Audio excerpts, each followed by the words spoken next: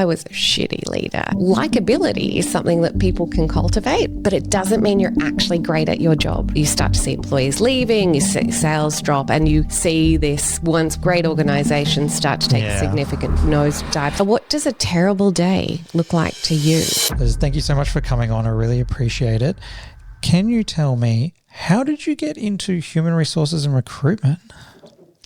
After university, I went into marketing, but that was a short-term fix. I was going to pursue a career in psychology.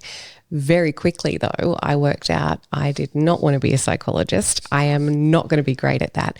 So I went to see a recruiter, and the recruiter said, in fact, come and work with us. You're going to make a great recruiter. So I fell into it like most people. Awesome. Is there a heap of difference between a psychologist and a recruiter? I expect you're delving deep into people's minds on a daily basis. To a degree, I think there's some similarities. You're looking at people, you're looking at culture, you're looking at behaviour, you're looking at organisational design. So there are, I think it's certainly supported me in my career.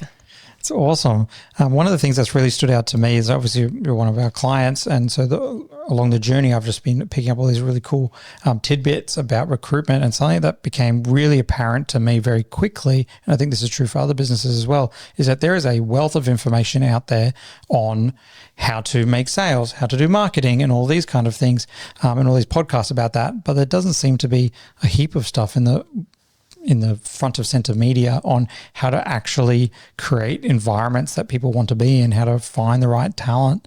And so in talking to you, it's been a really eye-opener. One thing that I wanted to ask you is, what is something that you see that a lot of small businesses get wrong when it comes to their hiring, especially in the early days, where it seems like a lot, for us personally, a lot of those first hires are like knee-jerk hires where you're like, oh, damn, more people are buying my thing than I can do.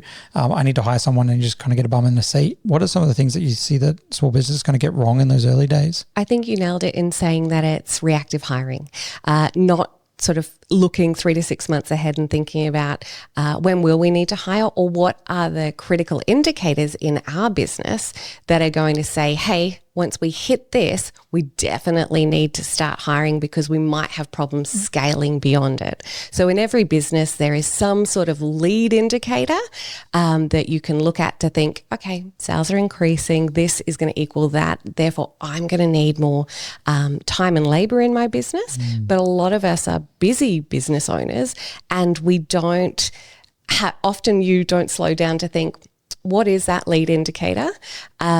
What threshold should we hit? And then how do I prepare? The other thing I think that's a sort of a unconscious thing that we as business owners don't realise when we are trying to build our businesses is that one of the skills we need is the ability to hire well. Because if you can't learn the skill of hiring well, you're always going to be the person doing all of the doing in your business. And we all want to, move beyond that for the majority. So acknowledging that hiring is a skill, and then acknowledging that then once you're hiring people, you have to grow the skill of being the leader that people want to come and work with. Because it's one thing to hire well, but then you've got to hang on to great people by being a great leader for them. 100%. I think that's a really interesting point around retention and things like that. You talk about how at the beginning it's creating those skills for hiring. What do you see as some of the best skills that people could learn, or especially in the early days, that will get them the furthest, at least in those first few hires before they get to a point where it probably makes more sense to offload it to someone else like yourself? I think the skills of understanding that hiring is a process, and it's broken down into, first of all, diagnosing needs. Often we go into a hiring process. I see a lot of business go into a hiring process where they haven't sat down and really quantified what exactly do we need this person to produce. That's a really powerful question. And at 12 months, when this person has knocked it out of the ballpark, what does great look like for them? So what do they contribute to the organization across a 12-month period? Once you list those things out, you starting to build out a job description, and it's really revealing rather than just going, oh, quick, we need another administrator. So step one, prepping and taking time to quantify what does great look like in 12 months, then once you've got a really clear plan of what you need, it's a quick retro going, if we've hired before, what is our list of what works in the business? Do we like to hire people who have a high rate of execution, who are great communicators, who love to solve problems? Every business has a list of attributes that works for them. So you've got to put your list on paper, because otherwise you go into a hiring process and you end up just hiring the person that you like most on the day. If you go into your hiring process with a list and a set of outcomes that this person contributes to your business, you're hiring in a quantifiable way. So getting your ship in order before you hire, and then understanding that the second part in the process of recruitment is that it's about attraction. So how do we attract the right volume of candidates with the right experience quick enough, and then understanding that the third part of recruitment is how do I evaluate and assess them and pull the right data from them so I can find the most amazing person. And then once you've done evaluation, understanding that the next part of the process is engagement. How do we get this person to choose us? How do we serve them up a job offer and a view of our future that's true and accurate in a way that beats our competitors in the market or outperforms other people? It's going to ensure a job acceptance to your job offer. So I think often we step into small business owners, solopreneurs, we can step into recruitment reactively and just quick, day one, I need to get a hire. We bang an ad up on Seek, or we put ChatGPT that bad boy up. Exactly. And we haven't quantified really what is this person, how does this person help us scale? How do you quantify what the dream outcome is for a role that you've never filled before? Such a great question. I think it starts with your strategic plan. So where are you trying to be at your 1 year, 3 year or 10-year horizon? Really reconnecting with that and then saying, how does this role help us get there? So what are the tasks and outputs that this person has to do that help us get there, not necessarily allocating them the task and outputs that you as the business owner just don't want to do at this time. So it's role design with the view of the future. That's a really interesting take on it. I've been culprit to just going, okay, this is what tasks I currently do in this role, and that's limited to what I know at the beginning, because you're just trying to replicate myself, basically.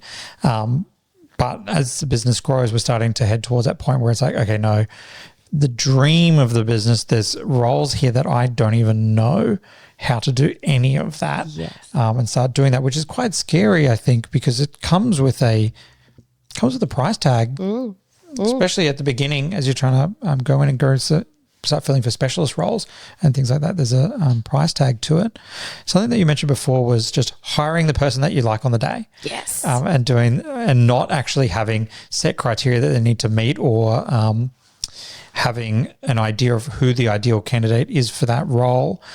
One thing I'd like to know is, if you're going into your first round of hiring, what are some basic questions that at a low level we should be asking candidates to then be able to get a better understanding of who they are and what their culture is and how they'll fit, aside from the basic? Like with my first hiring process, it was like, oh, what was the biggest challenge you faced in the last 12 months? Well, I think was one of my questions. And I through having done content with you, I think that maybe that might be a poor question to ask. What questions should we be asking in the process? A great question. And I think we need to chuck out a lot of the old ones that we, were traditionally trained in, because candidates are really well prepped for them, and it's a less meaningful conversation. That's true. Top talent wants to connect with you during the interview. They want to understand the vision of your company. But some great questions, if we want to shift to the left, to really understand that person. What does a terrible day look like to you? Talk me through that in detail. When you get them to unpack what a terrible day is in their current state, it helps you understand what a terrible day is to them, but also their bandwidth. Because what is a terrible day to you is you've got more bandwidth than people with less industry experience with you. So you get a sense of what we call the top of their experience or the top of their ability to cope. It's a really powerful question.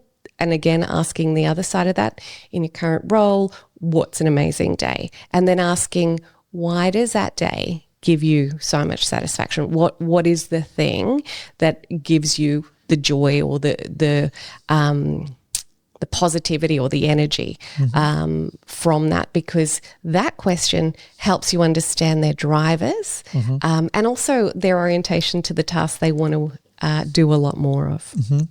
If I wanted to, this might be a loaded question, straight off the cuff. If I wanted to build a high performance team, what kind of responses am I looking for from candidates? Obviously, it would depend on the role, especially, but if I want people that are just weapons and are going to go hard for things, what kind of answers am I looking for those questions? So we want to build a high performance team. So first we've got to define what is high performance in your industry, in your role or in your company, because it can be very, very different company to company.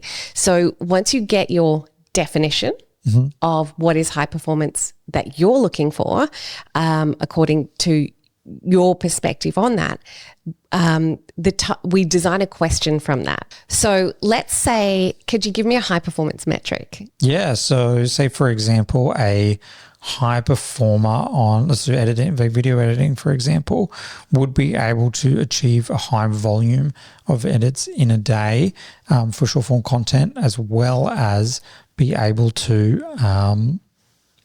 look at high level branding quickly within that. So say, for example, pluck a number out, a high volume editor who's good at pushing will be able to do 15 videos in a day. Okay, great. So once we've got the quantification around high performer, we've got a number there. Again, you can start to hunt for that through the design of a question. In the role we're looking at hiring you for, there are some baselines in terms of what makes good and what makes great performance. Now, I'm not going to give those baselines away. What I'm going to say, on an average day, how many videos would you get through of short form content? And on a great day, how many would you get through? And then on a bad day. So without revealing what in this first part of the question, what high performance is to me, I'm understanding their current averages. So they'll then say, I get through 7.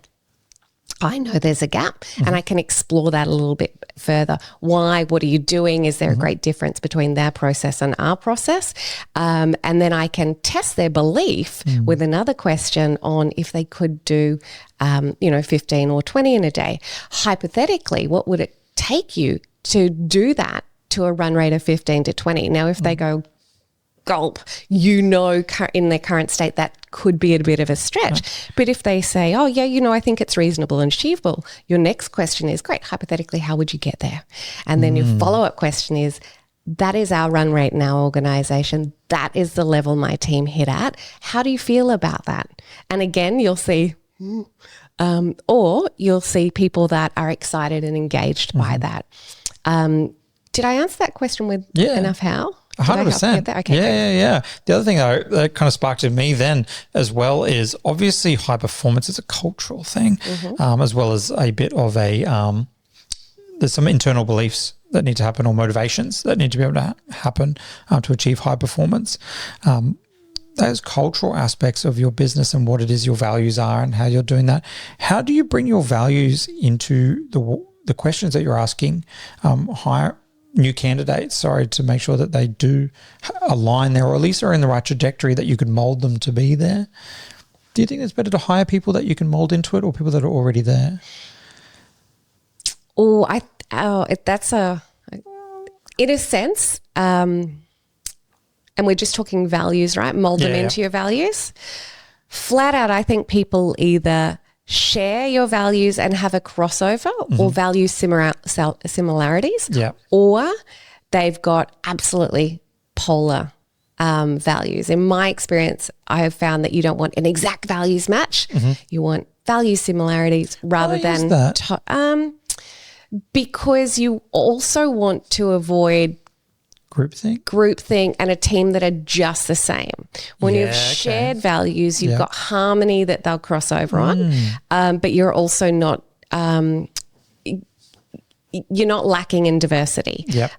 Just like, we need DE and I in every organisation today. You've got to have a bit of diversity in your people's values. Your company will have its value set, but you've got to allow them to have a little bit of it's a very good point. I think that early on it's really easy to, as you mentioned before, hire people that you like and you're like, oh, cool, you fit the values and things like that. And then you do end up with a bit of lack of diversity. Yes. Let's talk about that, the hiring of people that we like, because we associate likability with capability. Yeah. And they're so different. That is true. And when you're in the interview room with somebody that you like, usually they're similar to you. Yeah. And what happens is there's a bias called the halo effect, where you're like, oh, I like this person. Unconsciously, they might be like me. And you stop questioning them, or you don't run as thorough an interview, which means you don't get as meaty information. They don't give you as many answers. And then you only have this feeling to hire them from. Now, likability is something that people can cultivate, but it doesn't mean you're actually great at your job. It also doesn't mean you're a high performer. So if you want to increase your hiring game straight away, one of the number one things you can do is, if you're in the room with somebody with high likability, just be disciplined. Tell yourself, this person's got high likability factor. I'm going to stick to my interview questions. I'm not going to let us chat about and find out that we both like golf and we both go to the same golf club and then make that hire. And we do that a lot in small businesses. We hire and like. Yeah, I'm already in my brain being like, yep, I've done that before for sure, which is really interesting. One of the things that I wanted to talk to you about or ask you more about is something you mentioned to me was onboarding plans a while ago, and it sparked a thought in me. I'm like, oh, that makes so much sense. For us in our business, we've mapped out our client journey. We've mapped out our client's onboarding journey. We've got all this stuff, so we know where our clients are going, because from a business perspective, it makes sense to know what our clients do when they interact with us. Prior to you mentioning that, I did not have a plan for new hires, even though one would potentially argue that a new hire will probably make more business for you, or make more money for your business than a new client, potentially, depending on the business you're in. Can you explain to me the onboarding plan? And from a small business perspective, what should we try to do at a bare minimum to help retention in those first few months of a hire? Great. So an onboarding plan, so crucial, not just to give our new employee a great sense of where they're going in their first 90 days or their first 6 months, but also from a commercial perspective. From the first day we employ that person, we pay them their full salary. From a return on investment on the headcount that you're investing in, a good onboarding plan will support you to get them up to speed and become a contributor in your organisation sooner rather than later. When we onboard without a specific plan, it means people can accidentally meander through our organisation and not actually be adding value as soon as they possibly could. So how do we write a great onboarding plan? Again, I think we start at a 12 months horizon and say, if this person nailed it, what have they delivered 12 months from now? And you really quantify what they're doing, right? What does great look like? And then you know what? We set that as a goal. This is your 12-month goal. And we communicate that to them through the early days of their employment and during our one-on-ones in months 3, 4, 5, and 6, because people love something to go after. But let's talk week 1, 2, and 3, the granular parts of an onboarding plan. It's about sitting down as the leader and going, what do I what are my unspoken expectations about what I think they need to achieve at their first month? Okay, so if that is my expectations, how do I unpack that into small tasks and small outcomes so that that's communicated to them? Because sometimes employees join our organizations and we're so busy as leaders that we under-communicate what we've expected them to achieve. 100%. So again, you sit down, think, what would I love them to be able to do, deliver, or their outputs to be at month one, and then you reverse engineer it. And of course, it starts at onboarding plan. It starts at -2 weeks. So 2 weeks before they start in your organization, when they're resigning from their current employer, an unexpected call to them saying, I can't wait for you to start. Some follow-up messages from the rest of your team going, hey, Tim, we've heard you're going to be joining us. The whole team can't wait for you to join our organization. Again, that offsets their current employer from whom they're resigning, potentially having a retention conversation. So at -2 weeks, what could you do to make them feel great? -1 week, you say, hey, here's your onboarding plan. This is what we've mapped out in your first 90 days. What would you like to add to that? Is there anything that you can see missing? Again, you give them a sense that you're a collaborative organization, or sometimes they can point to something that we have missed on the plan, and that's valuable because it caters to their need. You start at day one with systems, procedures, workplace health and safety, and having goals that they can achieve at the end of every week in that first onboarding plan also makes them feel a little bit more confident. Yeah. And you're setting them up for achievement-based outcomes. They feel good because they're hitting their goals from week one, which means you're also developing a goal-orientated employee. Yeah, there's so much to that, which is really interesting. And I think something as well as you mentioned to me around the onboarding, like that's phenomenal. Like chatting to them prior to the actual first date of the first day, of them turning up, which is really interesting. In the onboarding plan, once you get past that first 2 weeks, what other stuff do you have on there? How long? You said it's like a 12-month plan as it goes. What kind of things have you found really make a big difference in that first 90 days of someone starting? Should I have things in there around like what difficulties they're going to encounter along the way?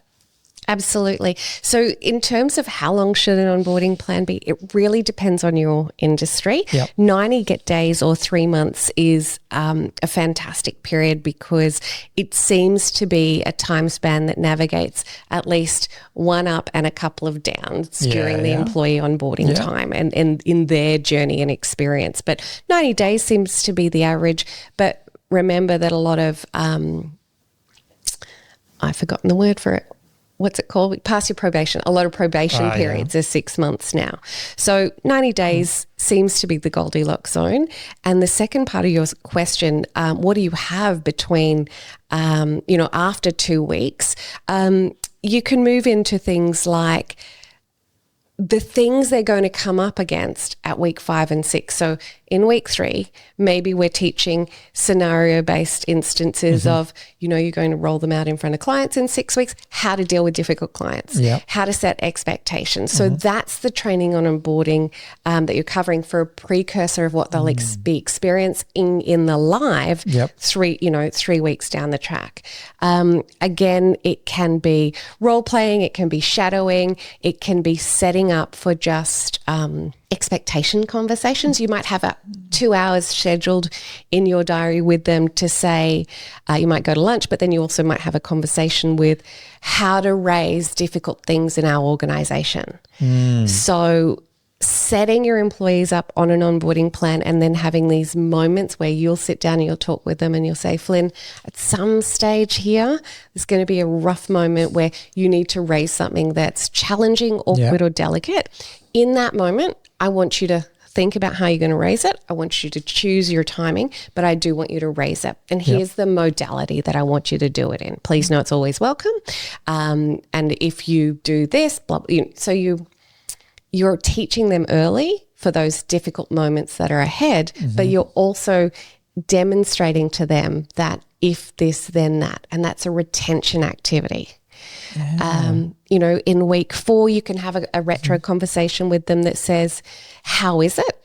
how is the speed that we've been onboarding you? What have we missed that you would like to include in the next 2 to 3 weeks? It's a powerful conversation, because no matter how great an onboarding plan is, something always gets skipped or missed. Yep. They then get the opportunity to flag that to you. And again, let's say you're meeting with them at the end of every week for 30 minutes to say, how was week 1? How was week 2? How did you go achieving the goals for this week? Oh, well done. Thank you. The goals for next week are X, Y, Z. How are you feeling about them? How are you planning to do that? We also have you in training for this, this, and this. You'll be shadowing Tom. Christine's going to take you out in front of a client. Is there anything popping up for you that you'd like us to include?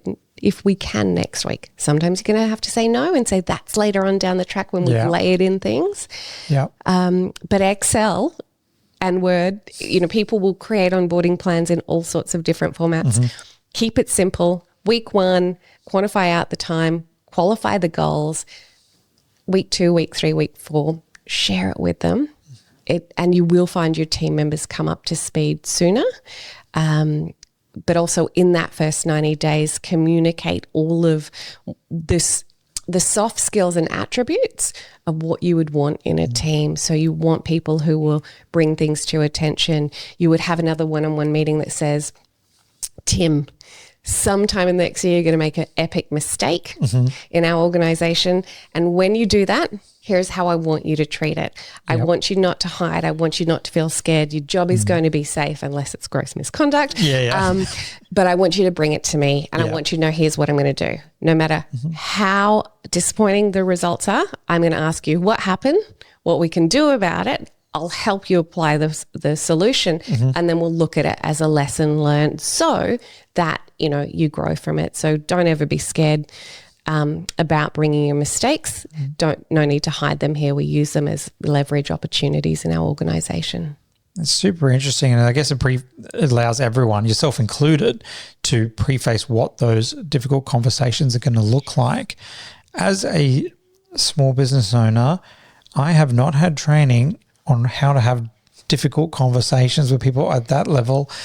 Is there any tips that you could give us on having those difficult conversations with people? If there's any kind of approaches to it that we should take, or is it something that benefits more from a structure?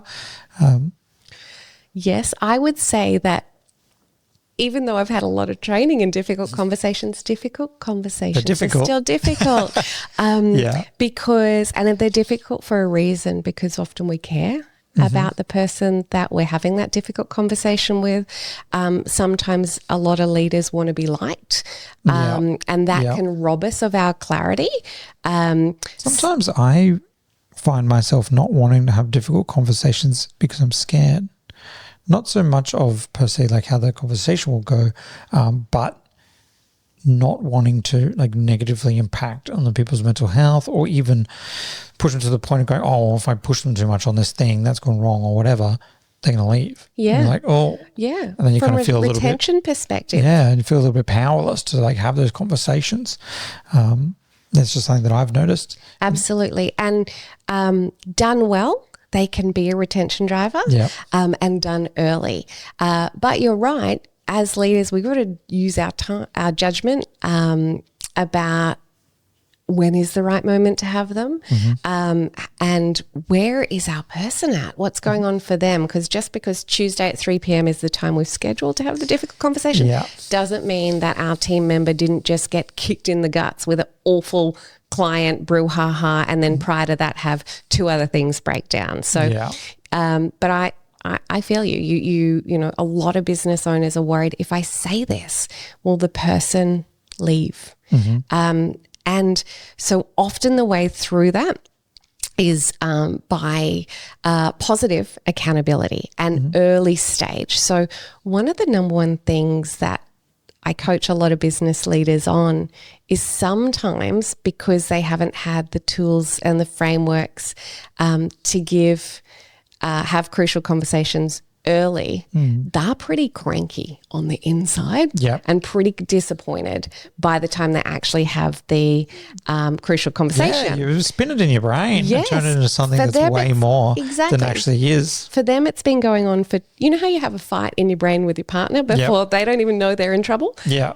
But you've been having it for the last couple of hours. Exactly. Same things happen. So as leaders, sometimes we can spend time in this space and it means we are triggered or switched on even before we've brought it to the team members' attention. And what a lot of people employees experience is the first time that an angry manager who's pretty cranky raises this with them, they're genuinely surprised because it hasn't been spoken about in the 2 or 3 months prior where we could have a little conversation where both parties were less angry. So tackling it early. The second something as a leader goes off in you and like, that's not the standard we're looking for, you can feel it on your inside. It's to note that and use positive accountability. So positive accountability is not to say things like, that's a crap edit. Instead, what you could say is, I'd like us to work on X, Y, and Z. I'd like us to work on improving. So I'm working on polishing up the skill and lifting it rather than pointing out it's not okay.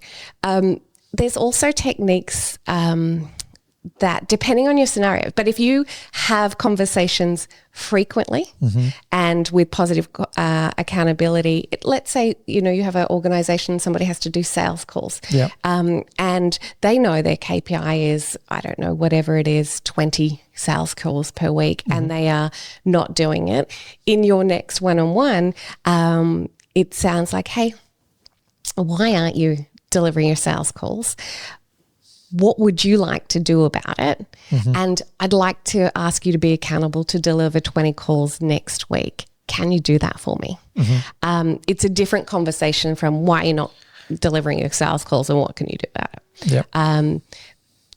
There are frameworks and sometimes it's saying to the team member, if I had constructive feedback for you, would you like me to deliver it? And does that help you grow? It's like, I know more sales and marketing, so it's almost like permission-based selling. Yes. Where you're asking them, if you were to receive this information, how would you like to receive it? Yes. How can I deliver it to you in what way? Because I think a lot of people would like to say that they can receive that information because everyone wants to grow and become better at what they do. You'd hope. So most people do want to do that. So it's a really interesting and good technique is just asking.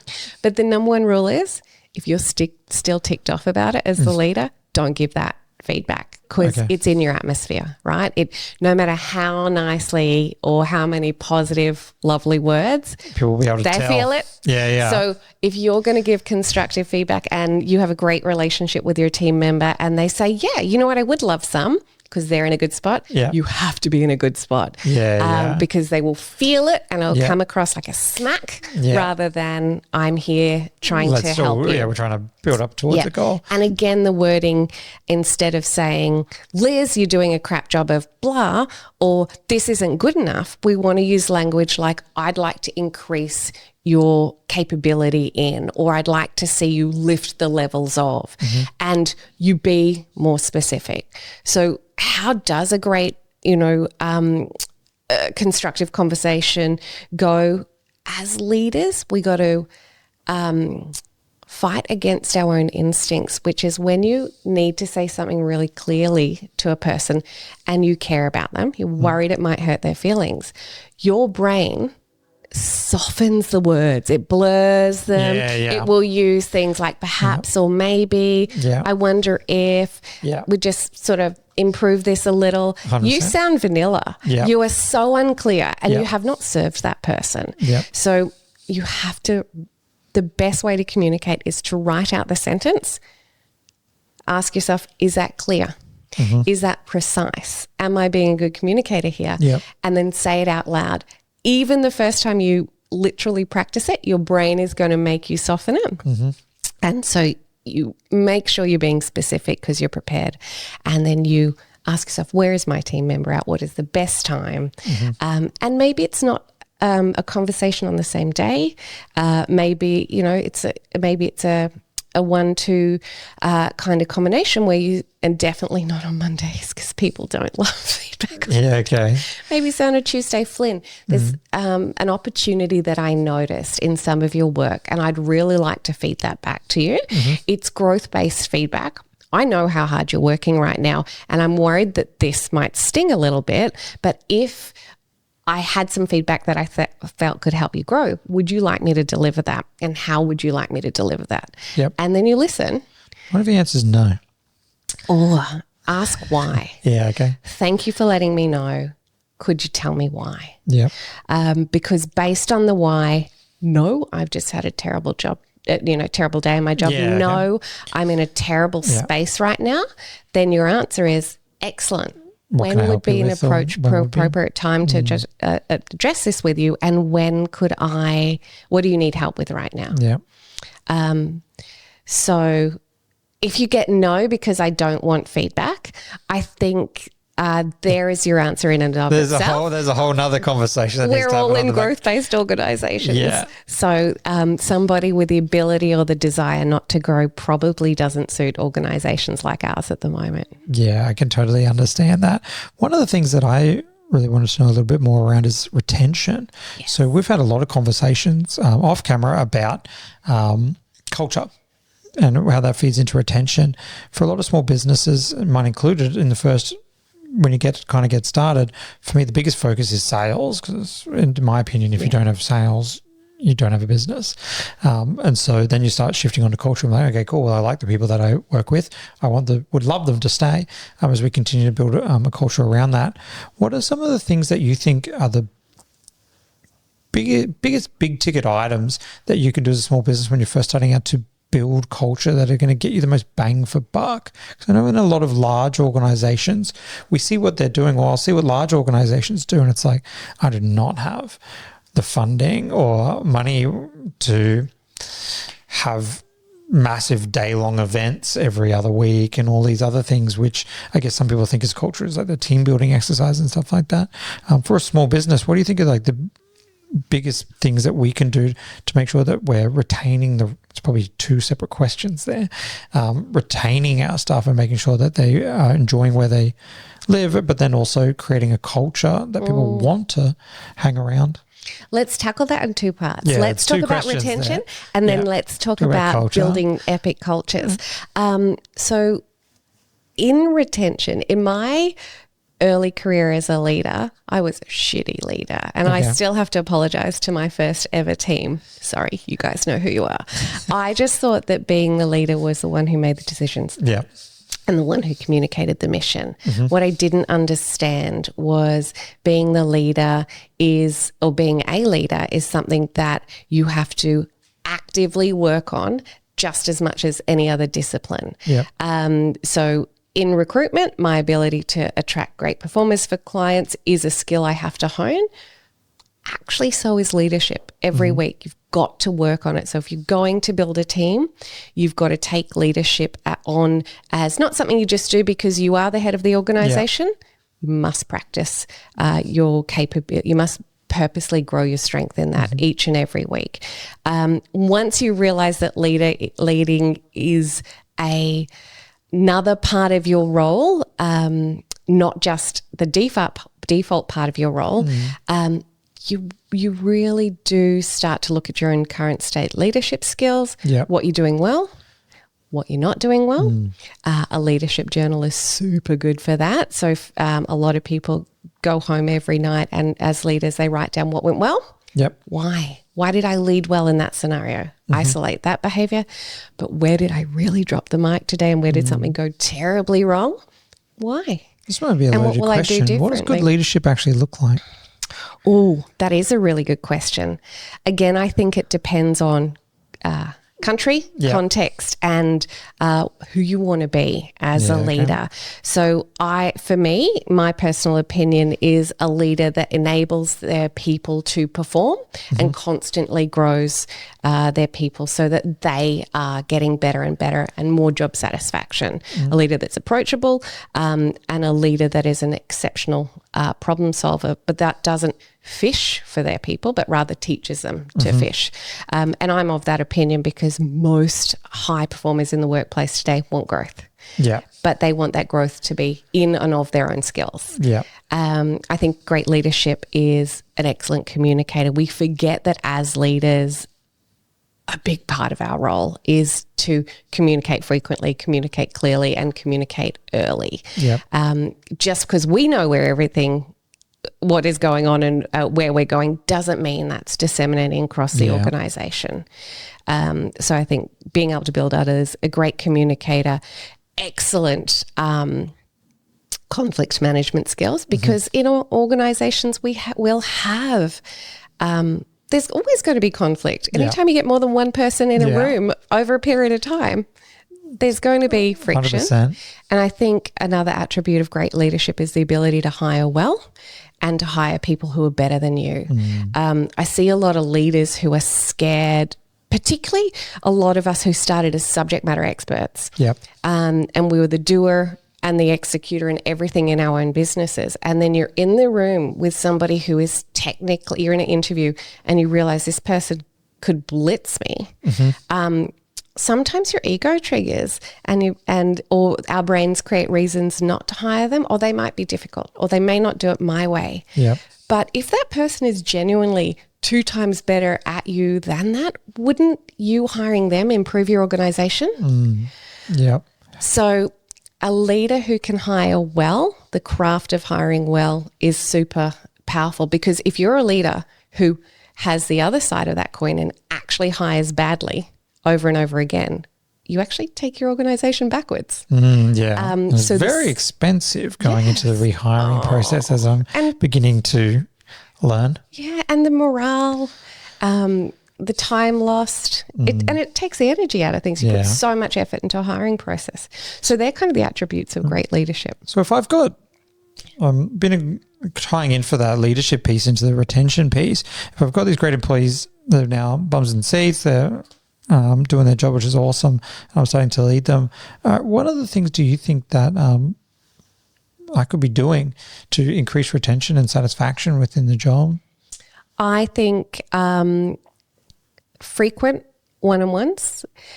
Oh, that's great. It leads me to immediately have to ask, how do you run a good one-on-one? Oh, I love this question. So remember how we talked about having a really clear outcome for that team member to achieve at 12 months.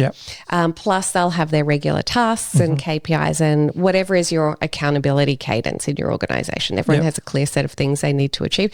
If you don't, we need to get that. So your one-on-one links to that. So a good one-on-one, weekly, fortnightly, your team member knows the questions you're going to ask. And first of all, they understand the spirit of it. So you say to them, we're going to kick off your one-on-ones. The spirit of the one-on-ones is for me to understand how you're going, what your progress is towards the goals you're meant to achieve. And then in this session, I'm going to share with you feedback I have for you, but also you can share feedback for me. So set expectations about the purpose of a one-on-one. This is our time. It's, what we discuss is confidential, and it always end at 5:30. Make it really clear. Then you roll into a one-on-one with a clear agenda and well-designed questions that support the end goal. So it might be, Flynn, the big picture is that we're working towards X, Y, and Z in 12 months from now. Talk me through your progress towards that this week. You're letting Flynn bring you up to speed with all the progress, and then you'll lead into what we call a block clearing questions. What blocks are in your way?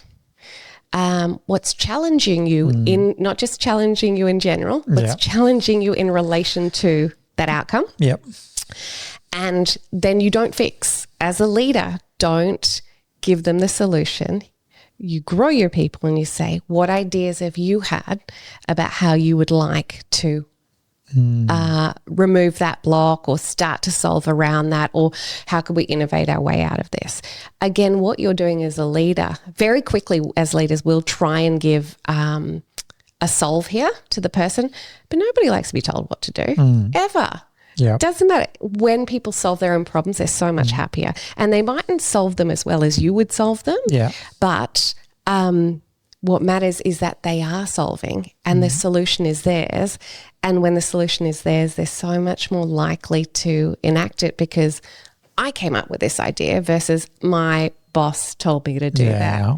So we ask about what challenges and then what ideas do you have about solving them. And then you might salt and pepper in some advice. Yep. But again, you'd say, I've had experience in this. Would you like me to suggest some solves for that? And then you say, how do you feel about getting through that in the next week? What else do you need from me? Yep. And then you round out with, can I rely on you to get these things done like we've agreed? They say yes. And then you might move into the next part of your one-on, which is, aside from that, how have things been? Is there anything you wanted to bring to my attention? Any friction, anything that's not awesome in your world? Yep. And then you listen deeply. And sometimes you get things that you have to say, well, thank you for letting me know. This one's important. I need to consider it. So I'm going to reflect on it tonight and come back to you tomorrow. Yeah. Or you can say, you address it as, wasn't aware that it was happening. Here's how we're going to handle that. But this means the team member is heard. And sometimes they'll raise feedback and you say, great, what is your suggestion for how that could be solved? Or I'm afraid this time we can't solve that. That is a natural phenomena in our business. It is on my agenda for down the track. Yep. But the reality is it's a friction point that we're not going to solve in the next 3 months. I think we'll be able to tackle it in 6 months. How does that sound timeline-wise to you? Do you have it, can we keep kind of get a sense of if they can sit with it? Yeah, okay. So after you've asked them for feedback, and sometimes you get a lot of good feedback. Flynn, I really loved the way you said this to me the other day. Yeah. Why? Oh, because I really like when you congratulate me in front of the team. Yep. And then you say to them, would you like the feedback that I've got for you this week? Oh, yes, please. I particularly liked your work on this, this, and this. The next thing I'd like you to start working on is this. Could you give me a focus on that? So you salt and pepper in with a lot more of the positive stuff, because we as leaders have to specifically reinforce the behaviours that we want more of from our team. Plus, it's great for them to hear it. And then you introduce the one thing that you'd like them to improve. Now, if you're having 52 one-on-ones a year, well, 48, let's take some annual leave in there. Yeah. That's 48 moments where you've said to a person, these are the epic behaviours. And here's one thing I want you to do a little bit better, or I want you to work that, I want you to improve, I want you to optimize. It's a lot of growth moments. If you can set that sort of cadence of conversation up from the get-go, you have really meaningful conversations with your team members. That's really good. I love the aspect of like also asking people for that feedback back and allowing them to solve their own issues and create their own plans, so they've got that buy-in to it, so they're able to take that and actually own the process and own their own change instead of it being just top-down driven. I've got a template on this, Flynn, from a 1 year, a job description, which is a 1 year goal. And then we boil that back into outcomes and the onboarding plan. But the thing links to a one-on-one format. Awesome. And so as a leader, it keeps us on task. Yeah. And the moments where you just want to solve it for them. Yeah. That's me. Literally, there's a headline in there. In mine, it says, Liz, use the GROW model. And that's just a conversation model where you'd say, oh, that's a really challenging problem. What are your ideas on how you want to solve that? Like the 313. Yep. It's ugly template, but I will share it with you because it works. That would be amazing. Thank you very much. The last thing I wanted to talk to you again about today was around the culture piece, because something that we started having a conversation about off can't remember the last time we were catching up, was around operationalizing your values. And I think it's a really important thing. As the more you've told me about that, I'm like, oh, it makes so much sense. So obviously when starting my business, I was like, oh, businesses have values. We need to have something that we're aiming towards. And so I put down the values, which are basically just a reflection of me and what the way that I want us to show up in the world. But then they just become words on a page, and you kind of maybe reference them to people, might find its way onto your website or whatever. And then you talked about operationalizing your values, and that has really helped us bring that into the day-to-day. Would you be able to explain what operationalizing your values actually is and how we can go about doing it?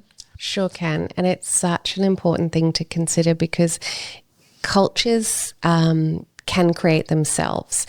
And sometimes you create a great culture, but sometimes you can create an awful culture. Yeah. And that is really hard to unpack a number of years into a business. In fact, bad cultures are often the thing that's, you start to see employees leaving, you see sales drop, and you see this once was great organization start to take a significant dive. So that happens sometimes because an organization hasn't purposely created the culture. They've let it create themselves. So accepting and acknowledging that culture is something that we've got to work on, just like a sales plan. It's a physical, tangible thing that we're going to build towards in our organization.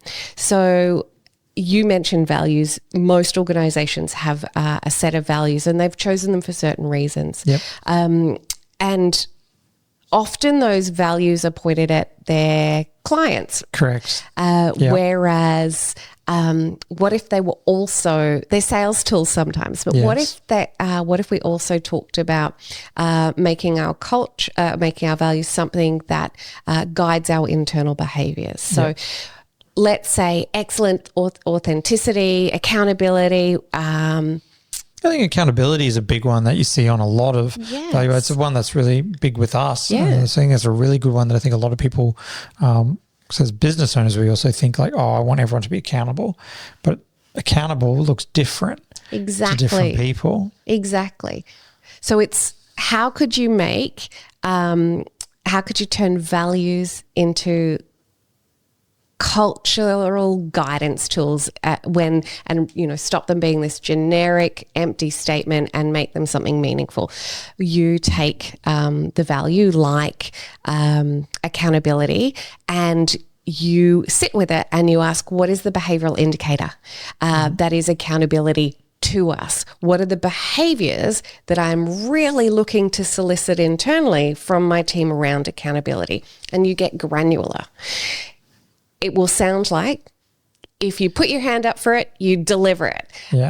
If you make a mistake, you own it. So you get the general term, accountability, the value, and then you boil it back into 5 or 6 very specific behaviors that you want. These become your cultural guidance measures. The even more important step after this is to ask yourself, what are the anti-behaviors? When we want to drive accountability as our key value and a big part of our culture, what are the behaviors I don't want around accountability? I don't want, if there's a ball drop, I don't want my team turning around and pointing fingers at each other. Instead, I just want them to solve the problem. Accountability, I don't want people to promise something to a client and then miss the deadline. Instead, I'd prefer you communicate earlier that this is a possible miss. So the anti-behaviors are actually sometimes it's an easier way to start with the anti-behavior, because we know what we don't want. As well. So let's say you do this with your 4 or 5 or 5 or 6 values. You end up with a list of 30 to 50 behaviors that then become very clear guidance points in your culture. Team, this is what we do. This is what we don't do. And you as a leader, then when there are times when your team are modeling out the right behaviors that link to your values, you can acknowledge that. Chris, I love the other day how you did X, Y, and Z. We had an absolute miss with that. We made a big mistake, and I just wanted to thank you. I love the way you said in our group stand-up meeting. This one's on me, guys. I've dropped the ball and here's what I'm going to do about it. It's an amazing piece of reinforcement for a behavior that you want. And sometimes saying that in front of a whole team, again, gives clear indicators. The other side of that coin, let's say somebody makes a massive mistake and the anti-behavior is, I don't want people to blame it on somebody else. Somebody's blamed it on somebody else. And in your one-on-one, what you could say is, hey, Chris, I want to talk to you about one of the behaviors that's closely linked to one of the values that's super important here. I wanted to let you know that the other day when this went down and you pointed at Tim and, shifted the blame to him, that's outside of where we would like to sit in terms of the culture we're creating here. What I would want from you next time is I want you to feel safe owning it. And I want you to move. We don't worry about pointing fingers. We move straight to what do we need to do to get it fixed. So it's a way for you as a leader to have a great conversation about what you would like them to do instead. You can't just say, don't do it. You can say, this is what I would prefer. And this is why, because it links back to our values, and that creating that type of work culture is super important to us because it means we have a really great time when we're at work all working together. And when something doesn't go right, we don't fall into fight or we don't fall into toxicity. It's these little moments that contribute up to that. It becomes very clear for people where it seems like clarity is everything. And so being able to articulate things in those ways means that different people's cultural values, upbringings and all those other things can't dilute or change the way that something's interpreted, because it's like, well, this is what the behavior is, this is what it isn't. So everyone can be on the same page, regardless of what our background is, which is exciting. The don't do list prevents a lot of behaviors because we always talk about what we do want, but very rarely do we specify what's out of bounds or what's not okay or what we don't do here until it comes up. And it's an awkward moment. So as a as a values exercise, a lot of people get more guidance from the don't do list, but you can't frame it as don't do. You got to frame it as values, behaviors and anti-behaviors, because nobody loves to be policed like that. That is true. Thank you very much for coming on and sharing all this information. This is so valuable. I'm confident we can have you on here 5 or 6 times. We'll be constantly getting things that we can add into our businesses. The human resources aspect, as my business is growing, I'm just purely understanding that. I think that as the business tends to grow, my role is basically just going to be recruitment. It seems to be the way things go, strategic direction and recruitment. And so these skill sets are just so important, equally as important as the sales aspect of things. So I really appreciate you coming on to share and teach people a little bit of things that they can implement in their business right now to maybe create a better opportunity both for them, their business, and their employees. My pleasure. Thanks for having me.